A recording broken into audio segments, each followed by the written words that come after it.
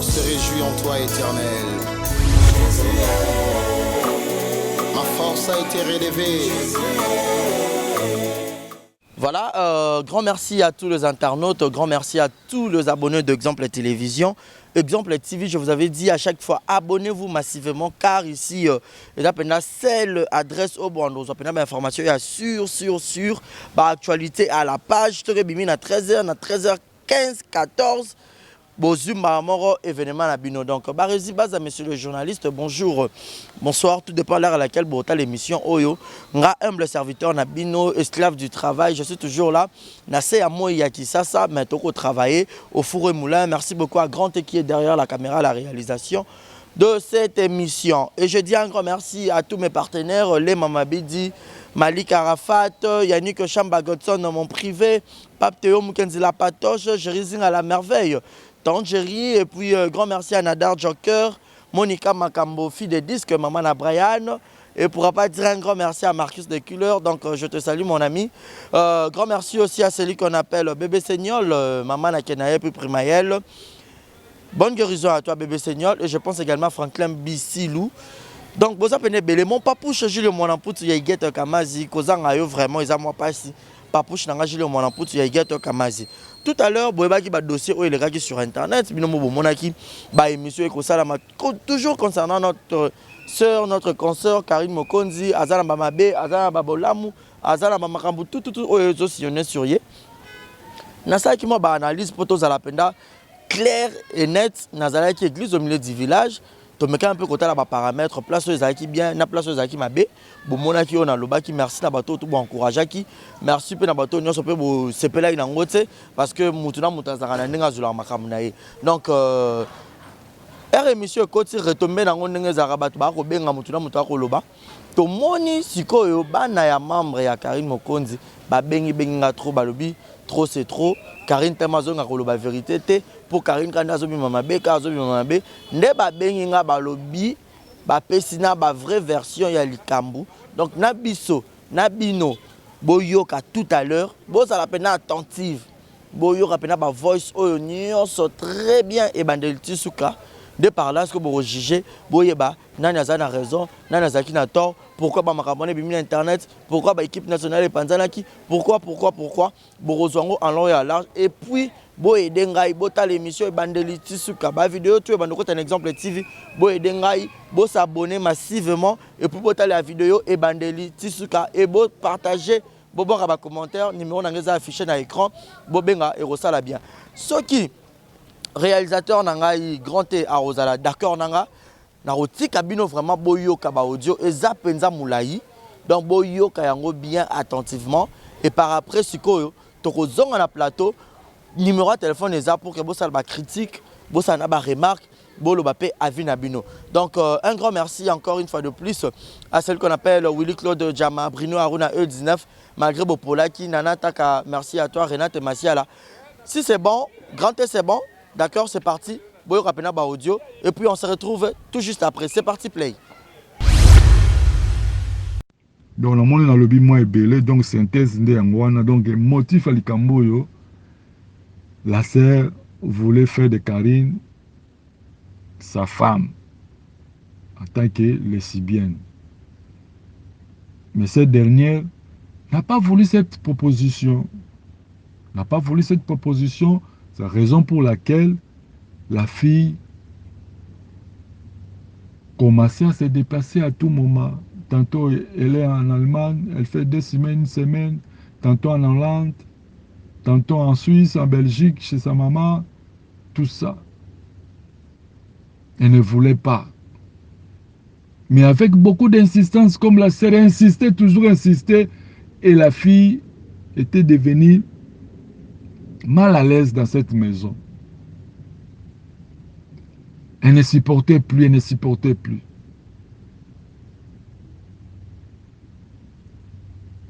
C'est la raison pour laquelle tu vois, la sœur là, Myriam, s'est enflammée comme une lionne en cherchant à dévorer Karine. Parce que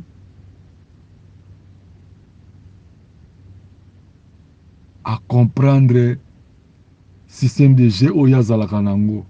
omoni babilo mosusu ebongaka kutu moto ayeba te ke nozalaka na basystème de jeu moko boye ovandi noka yo moko mais sikoyo ke moto acomprendre basystème de jeu ozalaka nango sikoyo na proposition yango mpe aboyi na ye yango omoi sikoyo ndenge esalaka retour sikoyo azobanga ke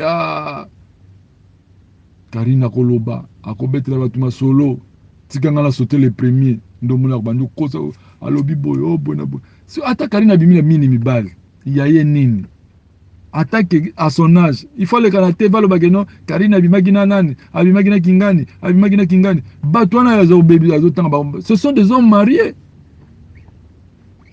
wataza homme marié feraza homme marié bato musu atangaki wana bagote ma Scott soki ba tout ça Karine aza mwana moke ata soki nini ke yaya nabimaki na kingani yaya nalalaki non tout ça pour organiser la salle et que batou ba soutenir papa Hervé Wata c'est-à-dire que quand Wata va donner un problème à Bijou a foncé sous situation et quand tu as makambu tout ça pour la nini pour basi na banto ba koloba oh boy alors na Junior Kabananga ndenge bazana na Karine batikala komona na te basolola kaka na téléphone moi ça Kabananga nde aza copine ya Karine ancienne danseuse ya orchestre moko boy ancienne Karine a la poto yo somona Karine ake pa Kabananga a filmé te akendaka kutana na copine na ye moi ça Kabananga bakovanda ti a filmaka te asasa le live yem talela ba live rien na Kabananga kutu boy bamona batikala komona na te me basolola ka na téléphone pour la nini abike tanga koloba boye moi ça Kabananga kosilika akolinga nini atia Karine bouton kutanga ba Gisèle Zinda oh bani dembo tout ça ozomona ke azali ya moko azali ya mabe azali déjà na c'est-à-dire que tanga luka ki logo oya monité na sous colère on a vu bon a détruit kaka petit oyo comme ça il peut perdre nga pena perdre il a perdre côté ba relation na ye comme ça il sert peut perdre pour côté bolingo et simbité problème de yango wana dans l'ensemble problème de yango wana oh c'est wana ozomona zo s'enflammer tout ça parce que jusqu'à là Karine a respecté pour Karine sokabi aloba atana ba sero wana ya ba Suisse wana bayaki Belgique kosala nini ozomona mama pasteur wana zo sa Karine oh yozo linga teneni na fiba kaka mama pasteur moi ça pasteur oh Karine oh fiba nini vous comprendre mon frère donc j'ai beaucoup parlé je crois que tu vas avoir vraiment le temps de m'écouter donc c'est ça la situation d'une manière générale oyo ezoleka la sœur baliembi sombongo bakolia Karine camoufler yango ozomona et puis balingi suba ko sa petite na makamba buzoba ya démoniaque ya ki lesbienne et simbité aller et puis si retour donc situation de yango wana donc tant que vous avez analyse tu auras le temps de m'écouter au ça comment synthèse pour faire comprendre les internautes que non problème est anine quand l'équipe nationale les andé que la sœur comme déjà préparé qui déjà bango comme bon que non voilà la sœur à Karine ala banino nuni ko kabela bango bambongo ko kabela bango bambongo j'allais zo 800 yokuna zo boy akosi wadol nazotindelo mbongo au côté France na otindelo mbongo pour côté Europe ko banga te tout ça bona azuzi bango ba moral ba juvenal wana zo moi 300 tout ça na kana ba mbongo oyo bana ba côté ezali na caisse à compte à Karine ça dit apandi mbongo en désordre ozomona donc c'est un peu ça en tout cas merci beaucoup mon frère de m'avoir écouté donc on attend l'émission pour une bonne analyse.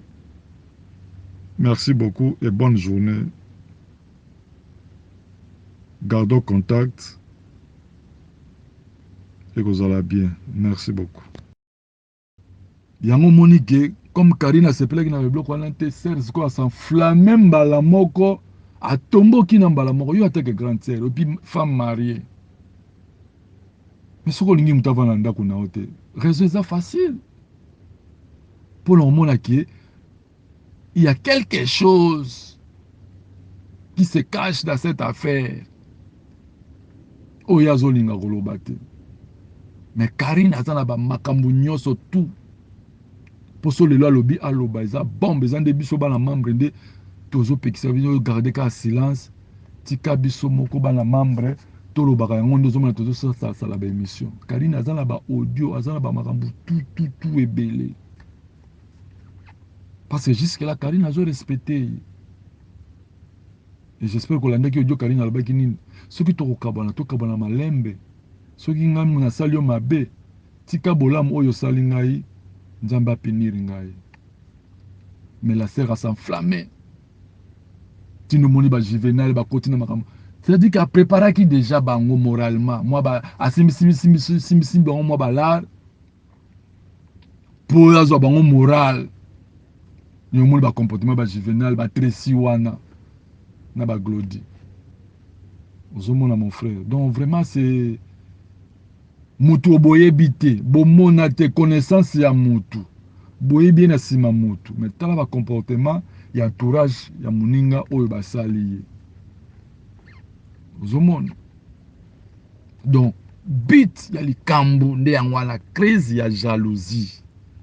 Bit ya likambu. C'est-à-dire que la sœur voulait utiliser Karine, voulait mater Karine.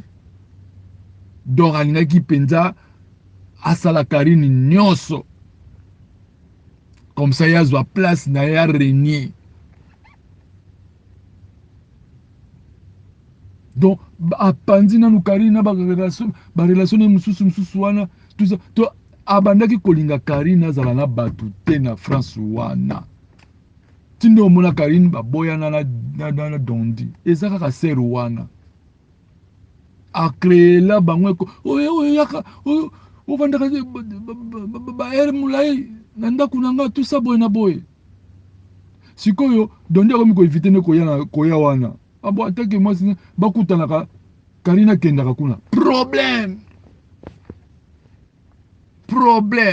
c'est-à-dire qu'il kaka isolé Karina azala kaka pona ye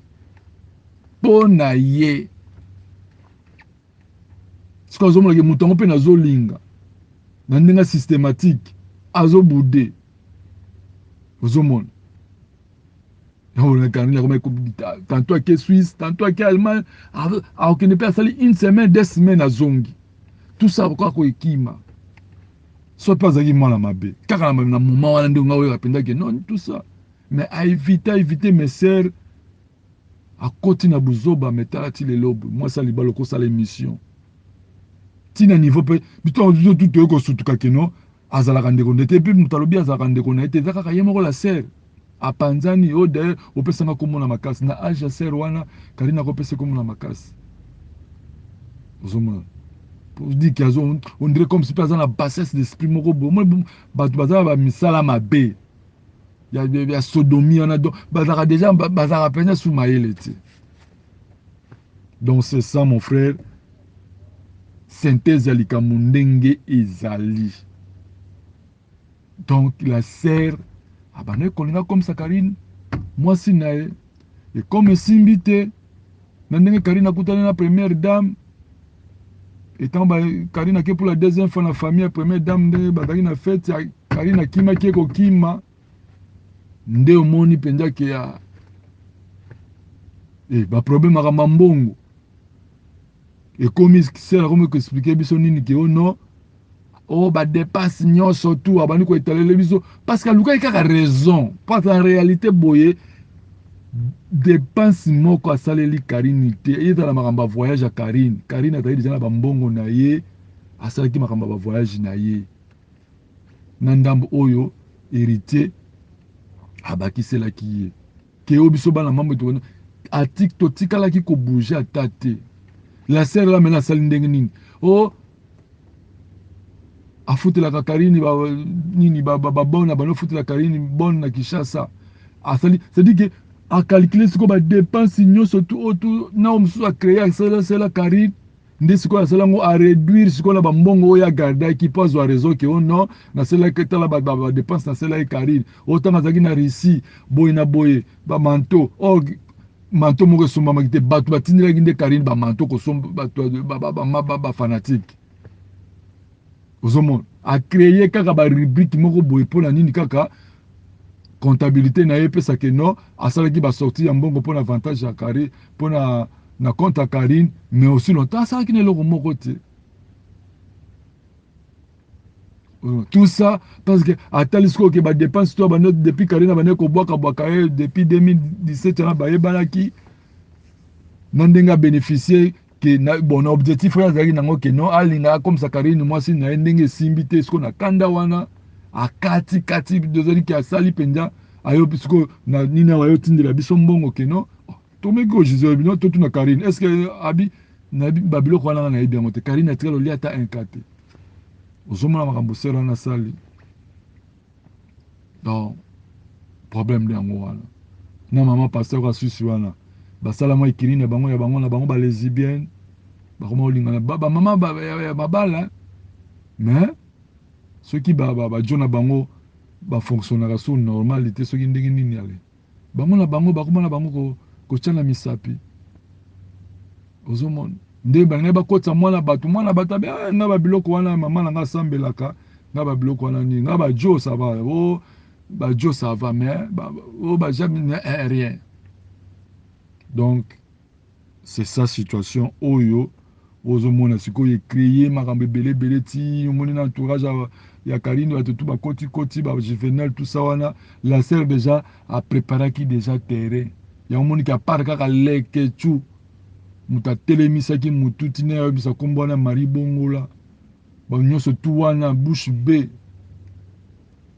et je crois pour le moment babiso bakomi koregrete mpo bato tu bazalaka wana sœur ya Karine de se dire oyo to akoloba bazondima mpo Karine mpe abombelaki bato tu ata sikoyo ye bazobenge songi sikoyo situation wana alingaka betela ata moto moko secret ya confiance ata héritier ngai se héritier kabi non papouche wana aza grande sœur na nga te aza kaka pire sœur asepelaki na nga na bando dédicacé tout ça boye na boye ndenge ezalaka oyebi ka babolo na bino ndenge ezalaka mais Karine atikala obetela moto ata moko te ke Miriam wana azalaka yaya na ye propre te biso tu toye kosutuka yango mo siko kote aganye siko confiance ya bajael wana bajuvenal baglodi bango nyonso tutu wana et pour mona ke baglodi wana baza mayele mukie kaka sere wana moto abaki ke non plus que so kosalaka na elenge ya Congo il faut fongola chaîne no moko ye moto apusaki Karine asa fongisa chaîne YouTube de se dire que balinga ba exploiter ye penza à fond parce que bakutaka moto yango pa timba malgré gentillesse mais moto yango atimba mais kaka baglodi wana ale kaka sera na sikoyo abengisi su bango bayo sala ba émission tout ça va bleu ma bongo ozomona eza ba bleu mo ezala da préparer qui déjà terrain qui n'a pas à connuire à détruire Karine pour avec ces relation tout ça tout va contacter voilà remarquer ti na sala qui ba publication ya bana mama bazo ba ya lembongo tout ça bona tant azo a publier ba liste wana yo kasi objectif ni na publier ki ba liste ya bana membre o ba tindela ki ba mbongo objectif c'est nini pour que basia basia mabala baza ba homme marié tout ça bona a étaler ba identité na bango na ba réseaux sociaux peut-être mibali na bango tant ba komona basilikela basi na bango ou bien basi na bango to bakomona oya mibali basilikila mibali na bango c'est-à-dire qu'il y a quoi qui moyen panza partout groupe abana membre et panzana po ebi ke batu peste tindela kakalini bambongo ezande groupe abana membre wana WhatsApp objectif yango wana na ba calculer le kuta wa saleli wana oh tout ça boy non faux et archi faux. Remarquez depuis 2018 non, depuis 2017, Tobandaki contribution, plus de centaines de personnes, $100 par personne pendant 2 ans. Ça va nous donner combien? Et puis, mbonge bandé au côté.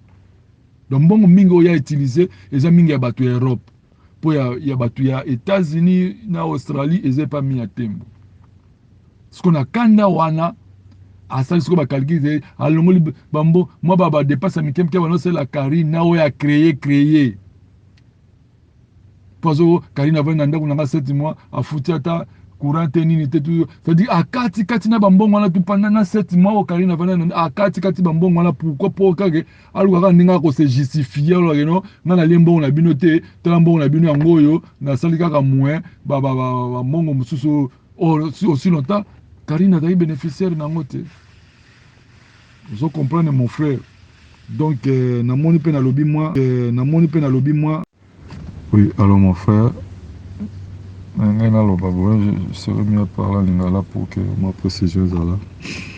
Bon, je vois vous faites de différentes analyses, mais vous n'arrivez pas vraiment à convaincre ou bien approfondir vos analyses suite que vous n'avez pas vraiment assez d'éléments solides pour appuyer vos analyses.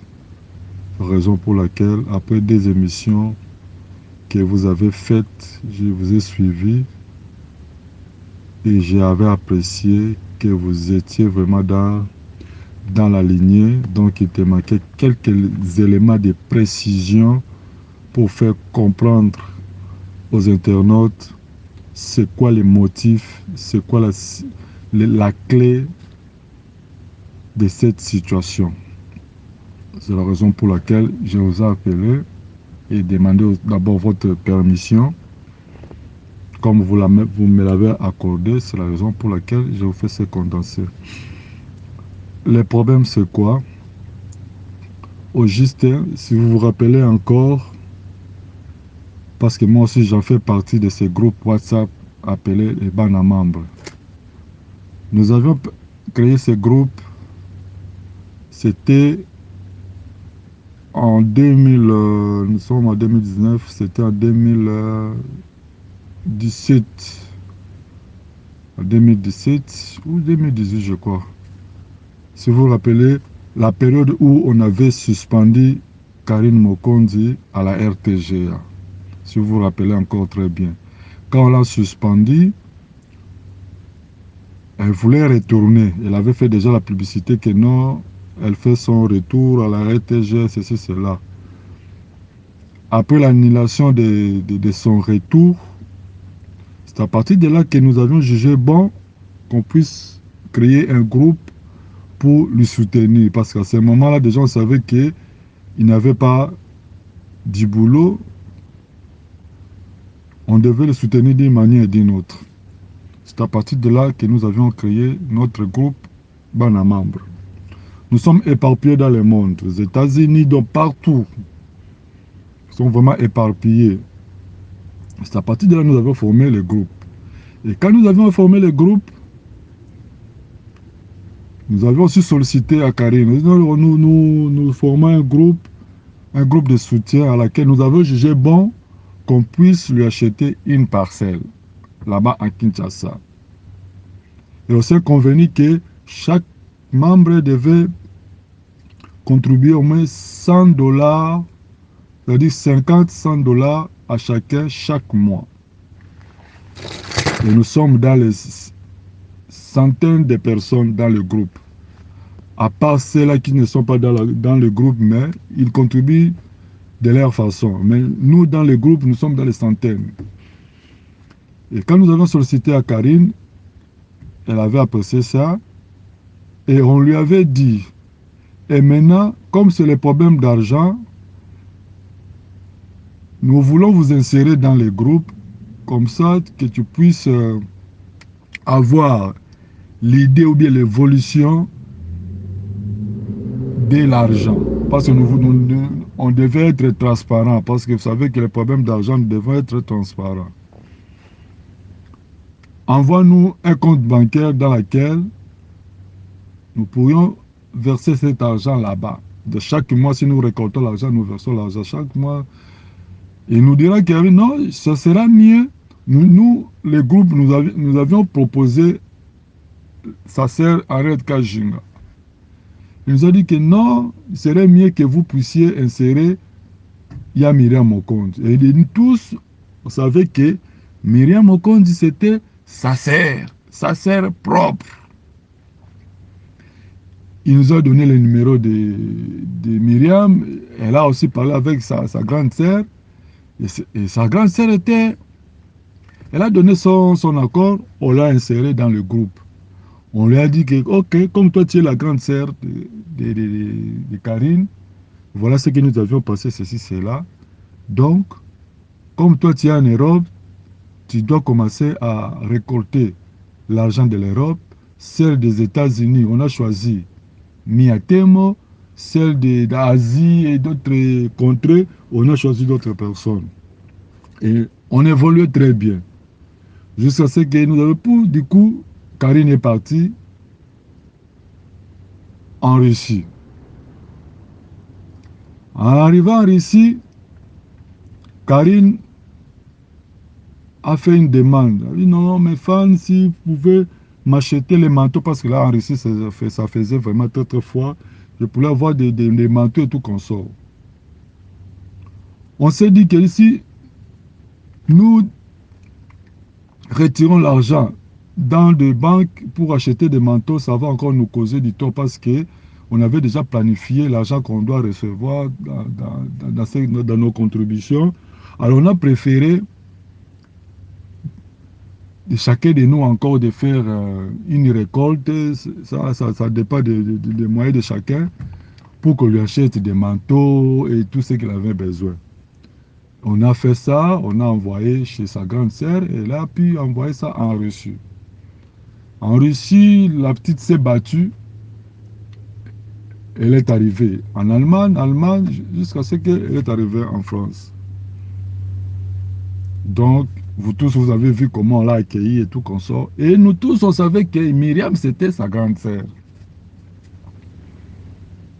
Et après, on commençait maintenant à les observer, comment la façon dont elle vivait, tout qu'on sort. Et on avait organisé quelque chose, on dit que bon, dès que nous allons finir toutes ces récoltes, il y aura un groupe de gens pendant la vacance, la grande vacance, quelques gens qui vont se retrouver pour aller maintenant rendre visite à Karine et tout ça. Et c'est fait que dans le groupe, du coup, on a vu sa grande sœur commencer à être indifféremment avec les autres. L'indifférence s'est introduite. Or, dans le groupe, cette dame, elle a créé encore une sous-groupe, donc un sous-groupe, disons, avec d'autres membres, d'autres membres. Ils ont formé un sous-groupe entre eux, en évidence, disons. On a compris seulement leur langage a changé automatiquement. Parce que dans le groupe, on a une administration, des gens qui sont en train d'orienter, de suivre tous les détails possibles. On s'est dit, ok, comme maintenant Karine est maintenant à Paris, que nous puissions maintenant faire la comptabilité, que combien d'argent se trouve dans la banque, dans les différentes banques comme ça, qu'on puisse faire la sommation. Maintenant, bon est commis le niveau ni. Et à chaque fois qu'on faisait des réunions, on voulait parler des problèmes d'argent, c'est sa grande sœur là, nous compliquait toujours. Vraiment, elle nous compliquait. Incompréhension impossible. Des fois, dans les réunions, il n'a pas le temps, il ne doit pas participer. Oh, je suis très occupé. Oh, ceci, cela. Et en observant, du coup, on voyait, si vous vous rappelez, à l'époque, à un certain moment, Karine commence. Non, la grande sœur, il nous dirait que non, vous les bons membres, maintenant vous pensez quoi? Parce que nous devons avoir un avocat pour Karine, pour ouvrir son dossier, tout qu'on sort, machin, là-bas en France. Ok. Maintenant, l'avocat dit quoi? L'avocat dit quoi? Pour ouvrir d'abord les dossiers, il faut autant.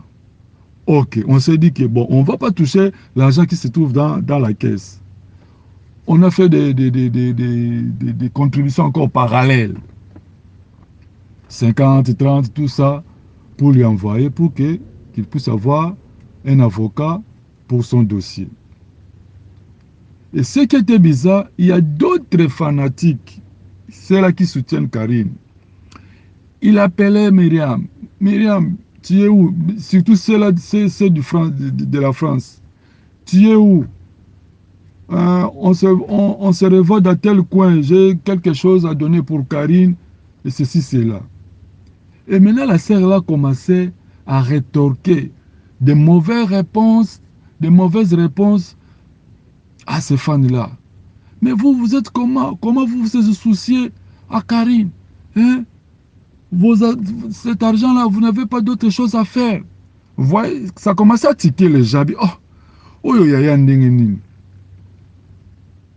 Oh, yaya ndenge nini. Biso to peso bako nini. Tozo benga to sungaleki na yo. Mais siko yo moko zo boya pona nini. Vous voyez? Et maintenant, les gens commençaient à se poser beaucoup de questions. Oh, la réponse moko, donc il y a bien été. C'est comme si que non, elle ne veut pas. Mais les gens qui veulent aider ta sœur, mais toi, la sœur, tu ne veux pas. Oh non, je n'ai pas le temps. Oh, ceci, c'est là. Il y a d'autres gens, babane kotinda mbongo, fait que une semaine, 2 semaines, moutazo zombongo anate. Ti ya lembi a qui a retiré yango. Or, la sœur déjà, abandaki déjà, ko jalouser déjà sa petite sœur, sans le savoir. Et d'ailleurs, se demandait, mais moi, je ne hein? Parce que la sœur là, elle recevait des cadeaux, des colis venant par-ci, par-ailleurs. Des cadeaux, mon frère, je vous dis. C'est à partir de là, elle commençait à se méfier petit à petit à Karine.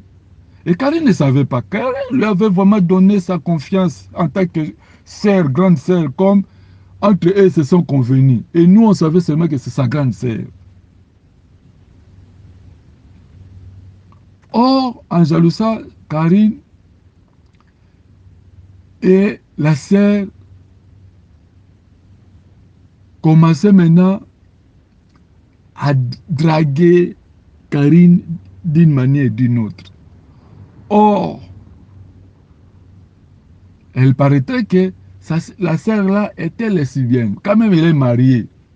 Elle est mariée, mais elle est lesbienne. Elle sort avec d'autres filles et tout consort. Et du coup, Karine commençait à avoir tu sais comment quand on drague une fille, et la fille saura que non, ce garçon est en train, de me draguer, consort. Mais Karine voyait ça bizarre. Elle voyait ça très bizarre. Mais elle se maîtrisait toujours. Et si vous remarquez, ces anciennes vidéos, elle commençait à faire ça, ces anciennes vidéos pendant la nuit. Quand elle dormait, lui, elle faisait des vidéos.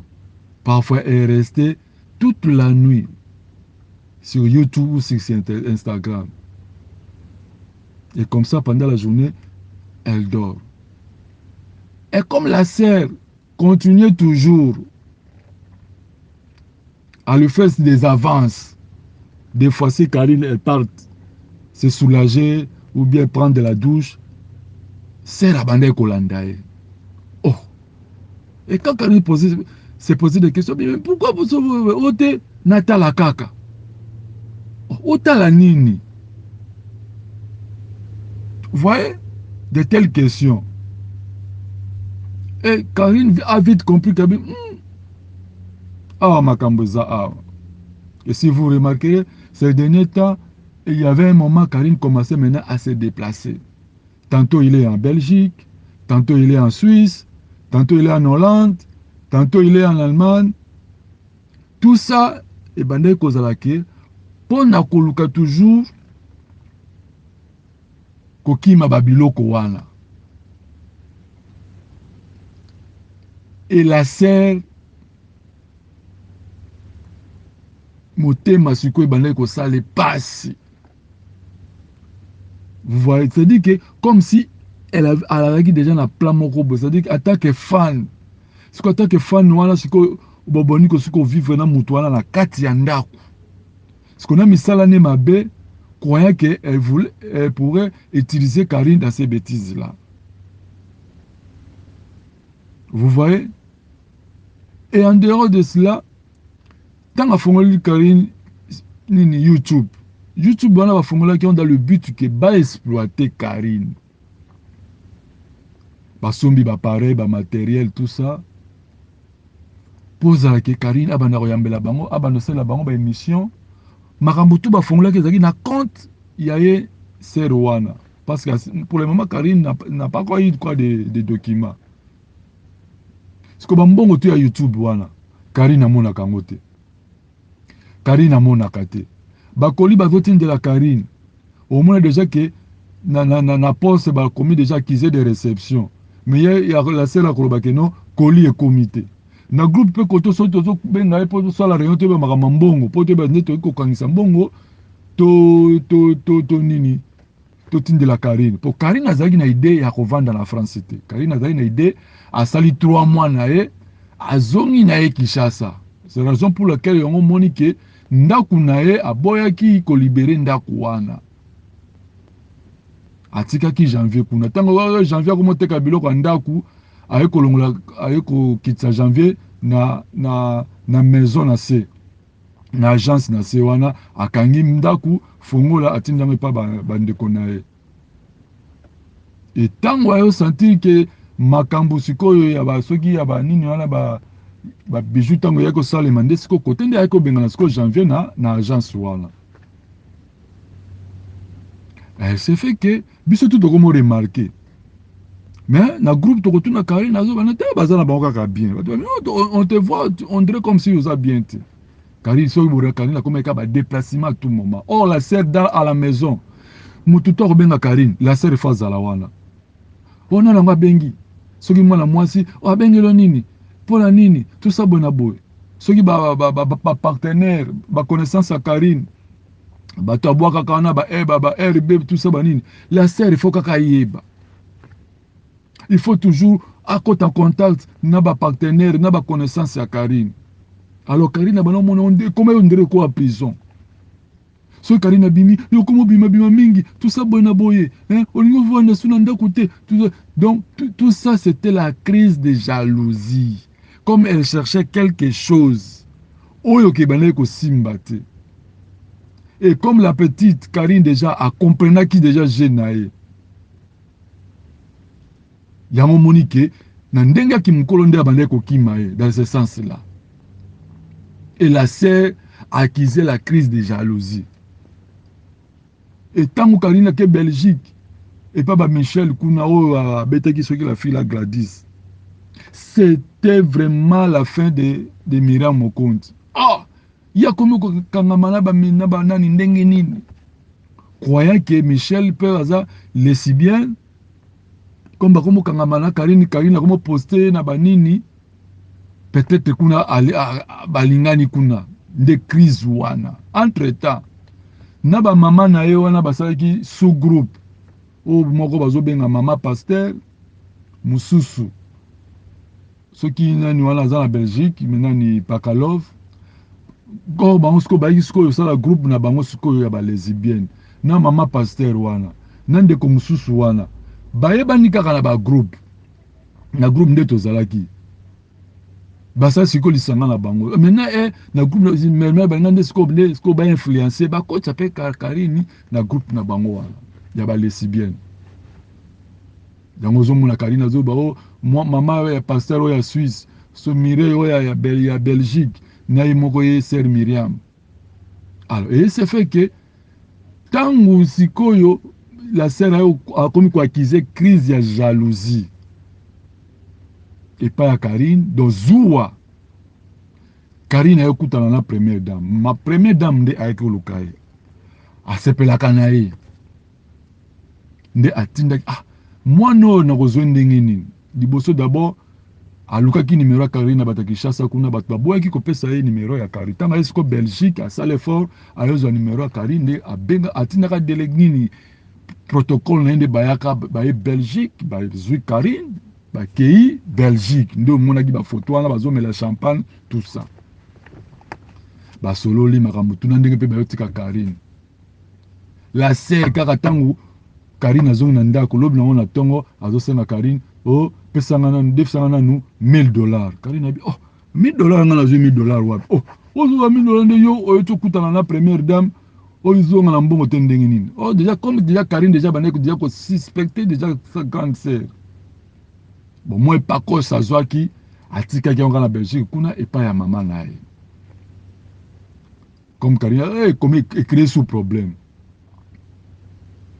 et créer problème comme ce ko jalouser tout ça boy na boy ah t'as vu son groupe kototo c'est mais tu fais tout ça la comptabilité makambo ya mbongo tout ça boy na boy du coup tout le monde oh ya Belgique wana a quitté groupe oh tout le monde yango suspect batikali oh ya maman pasteur na sœur Myriam maman pasteur a créé compréhension na kata groupe a créé compréhension na kata groupe tolingaki totindela bato ya équipe nationale comme balinga ba fêter 2 ans la bango équipe nationale totinde bon moi quelque chose basala moi ba dondenge zalaka donc tu remarqué que René Abira comme finga Karine bazo boire siko ba sœur wana ah na groupe to monango suspect non comment ba petit wa ko finga ba ko bando finga Karine ye ba boire ba sœur wana to lobi to suspendre nini wana to ko sala yango te total ande makambo zo évoluer sœur oyo ba benga mama Fifi ya Suisse atomboki oh binobo nini kaka Karine hein bango tous équipes nationales non groupe to kela ki yango pona Karine ce qui to edaka batu ya équipe nationale po bazalaka na Karine et puis avant to aider bango to tunaka Karine soka ndimi to sale to aider bango soki aboyi position tu peux te garder pour groupe eza pour la Karine eza pour la équipe nationale du coup c'est Rwanda a quitté groupe to convoquer réunion ah c'est Myriam ah to bani koloba loba c'est Myriam abotela biso incompréhension pour la comptabilité en bongo abota incompréhension pour la comptabilité en bongo to moni clarté pour ser a quitté groupe au monde ngezalaki ser ayo quitté groupe oh balamo ba administrateur ba moni suspect balobi makambo eza ah oh déjà Karine déjà bana déjà ko flasher ba administrateur ya groupe que non o ya mibal mi atembo na o ba obenga papa FM bana déjà ko flasher ba bino tala makambo eza boza Karine kaka maîtrise yango bo mo remarquer ki c'est et comme na moment mo Karine azo na siko tourner na eba émission na YouTube te ata ba live ba no sala mingi na Facebook na e parce que ako comprendre déjà mbongo Facebook il y a YouTube ils ont mon la te ata sangote compte bancaire moko ba fongola ki o ba fan o ba zali na groupe WhatsApp te o abone ko tinde la Karine et l'autre côté bakoli bana ya bana membre aux États-Unis batindela ki Karine ozoka ke non maman asusu ya ki Belgique Sœur Myriam boy kozwa koli wana abengi camarade na ye oya Suisse alobi no bakoli moko ezala na Suisse bokende bokabola ngona na Mireille oyo aza na Belgique yana bokabola na bino yango ozomona problème ezalaki wana et yo sala ke maman Denise première dame bazalaki na moi réception ya famille na Belgique kuna so bomonaki fete moko Karine bakendaki na Adams Mbuzolo wala ba invitaki Karine ake na famille ya maman Denise oh la sœur Myriam yepa lingaki akende la visibilité quoi yepe akende na fete wana Karine akimaki kokima détail yake sala ko bongsa suki tout ça bona boye Karine déjà benga taxi ezwaye akenda Belgique nde côté penja sikoyo ser wana nde ayaki ko penja ko nini pour se remarquer depuis événement la Karine akendaki à Belgique atikala siko zonga na ndeko ser wana te parce que tant amonaki ba image wana tout ndenge Karine filmé ndenge famille présidentielle ba yamba ki ye nde bataki na fête na Anse Luzolo. Donc c'est wana déjà et bomaki ye penza bi ke bon moi non, ça dit que ye azaki profiter. Ye ba no mona Karine ndenga mona ka Karine na musika, c'est que tant mona Karine na pembeni, azomona siko ke ba don, ba action zo ta par-ci par-là. Connaissance au Karine azanango ba partenaire. Na bamso babano ya na ndaku wana bato mbongo penza o Karine bwaka wana sera na mona penza ke abi me petit on peut quand même aza petit mais costaud hein de côté siko abana olinga siko ke abanda ko ye personne la connaissance na ba partenaire ya Karine nde à partir de là tant Karine bwaki ba akutsa na première dame na premier tour na deuxième tour na fête ezaki na et pas première dame la famille première dame o bakena na Anse Luzolo ye pa linga ki akende donc tanga ke salon ko bongisa suite nde Karine na zui taxi akende na Belgique nde côté wana nde sikoyo penza aiki penza ko manifester penza zuwa jalousie na ye penza envers Karine ndio moni na audio ya liboso atinde ke pa et pas ya les news que non koya na kozonga su na ndaku na ngai te biloko na yo nazo tinda ngo na Belgique. Karine akumuna ki drôle ya problème eza so olanda ke odonga ya problème eza so problème ezali yebisa ngai tout ça bona bo yesu akasa ke non nenga yebisi Karine bongo ke Karine obondele ke non ya ote kosala boite na tane sika ovanda te comme ça na zoya kasi to bongisa or Karine azana bisika kovanda ebele na poto wana mama ne azana poto ba grand frère na ye ba Guy Mokonzi ba Gisèle Mokonzi bazana poto wana na ba France wana soki kasi ke no ndenge sai Karine ke no ko izonga susu pa na ngate na zo tindelo ko Karine ko bondela ye ke dans le sens que azangi place au siko tant Karine ya ko ndima ki bien comme soki za bongo eza problème te mais il fallait ne ozela nazonga na ndako yebisanga ke non leki nanga tovandi pe temps ebele soki koluka moye wana ngo zala bien ozomona idée ya Karine ndenge ezalaki siko nete tangi yake amekaki otante Karine ke no atala soki ke akobondela ye po dans le sens que azangi sika ya kovanda donc Karine comme olobi boye ça pas de problème eza nango problème te ngai na koya kozwa bilamba na ngai omoi kote makambo ye kobanda makambo ndisiko yiko se enflamme nde yango wana eza problème sert alingaki a remplacer Karine azwa notoriété wana ya Karine azanango ba connaissance o Karine azanango c'est-à-dire avait une idée à exploiter penza et de deux alingaki akomisa Karine mwasi na ye rôle sert wana jouaka ba o ndezoka Marie Bongola raison pour laquelle tangu le kechu a bêta qui est là qu'on a Marie Bongola, il y a un monde qui sert, on a compris déjà que Karine déjà signalé, a signalé qu'il est que tout makambo nini et ben non ngezala awa. Nous me l'avons ça qu'il faudra quand ça le que tout. A bandi maman d'intimidation. Oh Karine soko ça les émission. Au comment on est na ko sala yo, na ko vidéo, na ko c'est dit qu'il déjà na plan. C'est dit que ozolinga et loko. Ezo simbate. Il croyait que soit disant ba dépense soit bande ça la Karine ninga lobi wana. Na objectif que non atanga koya awa tanga bandolinga draguer Karine comme ça y est moi si nae Karine ko céder facilement pour grande sœur à tout ça bonabo or Karine va biloko ala linga kangote siko sœur tanga yo mona ke petite azo calé et PC siko liboma et tanga bandi PC liboma siko abandenge nini abandi ko détruire non entourage à Karine. Alors qu'il n'est pas Jaël. Jaël, il dit que Karine a le baki boy. Alors il n'est pas Karine. Karine, il dit que Jaël a le baki boy. Alors qu'il n'est pas fille, a le baki boy. Donc, à travailler dans l'entourage de l'équipe nationale, surtout. Donc, en tout cas, il quitte des alekechou. Tant qu'il y a confusion entre Bango, il dit que non.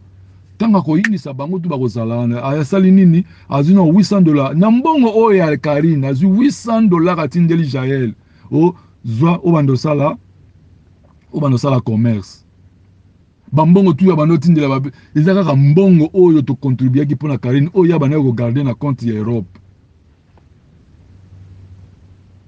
nde ya banda otindela batu wana akoti no confusion entre bango na bango allez muta makamba ba faire bijou kaka sere wana mutu abimisaki makamba faire bijou wana o Karine abi wata mutu ayibaki ye bijou nyomuna ki kon oh makamba ba bijou boy na boy Karine wata bazaki na problème na bango ezaki problème moko ya bango mibale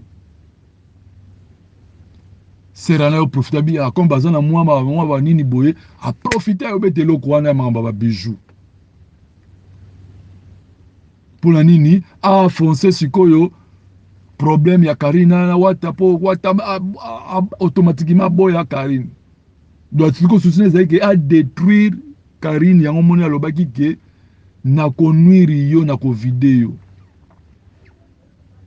pour jusque là ta émission ça là qui na Juvenal sur tous les 3 émissions alobini loko mwa malonga te ka ba kombo bato o Karine tonga kinani ye moko mtazolo ba Karine tonga ki me voix o audio ke Karine azotonga ezate do masolo to wana beta na Karine na komo misango o Karine abimaki na papa Hervé o Karine abimaki na wata o Karine abimaki ozobona ke azolu kaka créer kaka batu wana tubayi na Karine et puis il y a les relations à première dame en vrai dire motif n'a pas Juvenal professionnalisme on a mon apprécié motif nini bokabwani yo na leki na yo ezoye banate ozomon poso question na ba posaki yango anga beta monoko le problème de moi est problème de crise de jalousie na koluka kozwa ko remplir kozwa notoriété mutu des problèmes yango wana et tu sais bien que ba lesbienne bazalaka trop jalouse que ndenge mwasi na mobali boy donc lui croyait que ndenge Karine bimaka wana ndenga kutana kala ba Gisèle Zinda na ba que non bango kuna ba nini tout ça jalousie wana sikoyo au moins la batu na makambo wana azana biloko wana te ozomona donc problème de bazali kamunde yango wana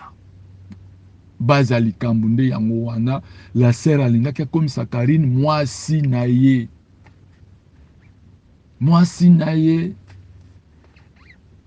po babano tikaka bon balé na ndako mubali ya sœur wana kindaka musala bana bake classe bakotikala bango mibale Karine akino sokola alandi Karine akola on abaki effectivement akozanga te akozana ba photo oyebika nde bana basi balalaka so alati mwa nuisette na ye alali akokotela Karine na chambre na butu ozomona Karine osutuka boye oh mami minini ote na simba kaka osimba nini okuganga te papa hero nazo na se babiloko moko bongo ozomona siko du fait que Karine banolinga babiloko wana te ndo moni siko esalike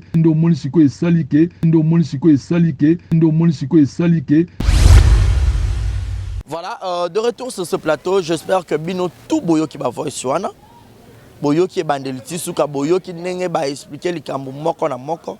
Alors c'est à vous beau juger, c'est à vous beau comprendre. Na sur ba mikolo bana mikie ba tout likambo ya affecta ki bango. Ba tout boyo bi Karine mabe, Karine mafinga, Karine impoli, Karine boyo qui ba version nyonso. Ba tout pe boana ko yoka o bonzima ki makambu. O ebima ki concernant Karine, boyo ki siko bino na bino, boyo ki kuna boyo ki awa bosa l'analyse, nani aza malamu, nani aza mabe. Donc grand merci na bino ngana bino je suis l'église au milieu du village na repesa bino ka ba information na mona ki likambo olena bo monga moko mieux vona ya nango awa biso tout toyoka yango pour que ba yoka inde na sa ki analyse ba benga kinde et affecté belé de ba bibalo ba vérité o bino tout boyoki. Donc quant à moi je vous dis un grand merci déjà na bateau tout boto ça nga confiance boyebi savoir faire nanga o déjà bo s'abonaki peut ça peut appeler pas batou musu bo s'abonner. OK place ba commis s'abonner en rouge au s'abonner OK na cloche on a pose ba notification nyonso Oche donc sur émission de compte un exemple TV Bomando mon grand merci na yo Julio Monamputu ya Igote Kamazi mon papouche et grand merci à Franklin Bissilou Franklin Kalati un de ces 4 matins Torozano na Kinshasa. Grand merci à encore une fois de plus à Bruno Aruna E19 couple d'accueil Kanza Mote Mayajina Wajina. Grand merci Nabino et grand merci à celui qu'on appelle une fois de plus Grand T hein? Grand T, merci vraiment. Donc, Mouto Penato travailler nos fourreaux moulins ensemble. Et Pape Théo Mukenzi, la patoche, Pape Théo Mukenzi vient na rose la pena ba box, na rose la babulo tout et comment et que ça la bien. On doit soutenir Barési Baza, na conseil, na remarque, morale, na prière, na finance, au contribuer na chaîne na exemple TV, na sepel sabino peut-être une émission moko na sala na ba artiste na yamba bengangai. Solo là et que ça là grand bien. Donc tout à l'heure bientôt là Bozo Penza film aller sans retour. Aller sans retour, il y a Marquis de Couleur donc à retourner penda à robimsa énergie, à robimsa penda ba capacité nyonso. Donc bientôt là vraiment boyebi savoir faire il y a Marquis de Couleur. Abi pourquoi pas y pas oser. À peine moi écriture na à travailler peu permettre à grand ébélé. Abi non il faut y à ça là à la qui ça de quoi il est capable. Boyamba pena mo anehel boso o ya boti de pas bandi carrière na ye aller sans retour maintenant oyamba e kalate ya kaka boyeba pourquoi aller sans retour ndenge kaka kenda azonga te pourquoi kaka titrage wana toyeba ngo tout à l'heure. Grand merci Nabino tout botala ngai. Quant à moi je vous dis un grand merci, c'est par ici que nous mettons un point final. Merci na petit frère Nara Rémi Waza Sima. Merci beaucoup pour l'assistance. Quant à moi je vous dis un grand merci qui je pas citer Nana Takasebon, Amina Bofaya donc Renate Massiala, vous êtes tellement nombreux. Merci à toi, Jimmy Toulangungu. Jimmy Toulangungu, il passe à Alpha Ngungu, na Pession Beauté. Je vous dis un grand merci et bon tour de programme. Abonnez-vous massivement, c'est gratuitement d'ailleurs. Au s'abonner, au foot en bon auto, au finir à s'abonner, na notification cloche wana et au ça bien. Je vous dis un grand merci. Bye bye, c'est parti, play.